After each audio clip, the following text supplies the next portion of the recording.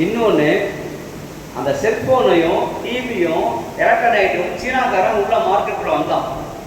ஒரு 5 வருஷத்துக்கு முன்னாடி சீனா மொபைல் கேள்விப்பட்டிருக்கலாம். கொரியன் செட்டு சீனா செட் சொல்லுவாங்க. அது எப்போ வந்துச்சோ மொபைல் ஃபோனோட மார்க்கெட் அடிப்படிச்சு. கரெக்டா? அது இப்போ டிவி மார்க்கெட் அடிப்படிச்சு. எல்லாருக்கும் வந்துச்சு, ரொம்ப சீப் ரேட்டு கிடைச்சிது. இப்போ அதே சீனாக்காரன் தங்கத்தில் முதலீடு போட்டு தங்கத்தை இறக்குமதி பண்ண போகிறான். எப்படி தெரியுங்களா? அவன் நாட்டில் 100 கிலோமீட்டருக்கு தங்கம் கிளம்பிச்சிருக்கான். எவ்வளோங்க?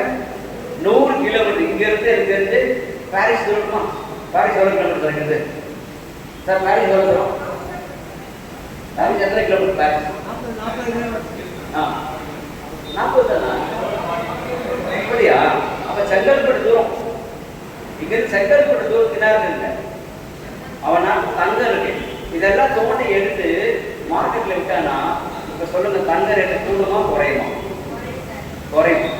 சரி, சீனா விட்டுருங்க. நம்ம இந்தியாவிலேயே ஒடிசாவில் தங்கம் கண்டுபிடிச்சிருங்க. 200 ட்ரில்லியன் தங்கம் இருக்கா நம்ம நாட்டில். ஒடிசாவில் திருநெல்வேலி மாவட்டத்தில் தங்கம் இருக்கு, கண்டுபிடிச்சிருக்காங்க. இதெல்லாம் தோண்டி எடுத்தா தங்கம் ரேட்டு கூடுமா குறையுமா? குறையும். இப்போ சொல்லுங்க, எதில் நீங்கள் தங்கத்தில் எப்படி பேசுறா?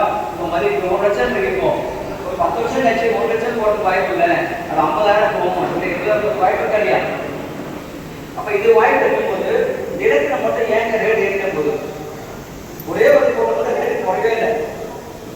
நிலம் ஒரு ரேட் ஃபிக்ஸ் பண்ணுறது, ரேட் ஏறினது என்ன காரணம்?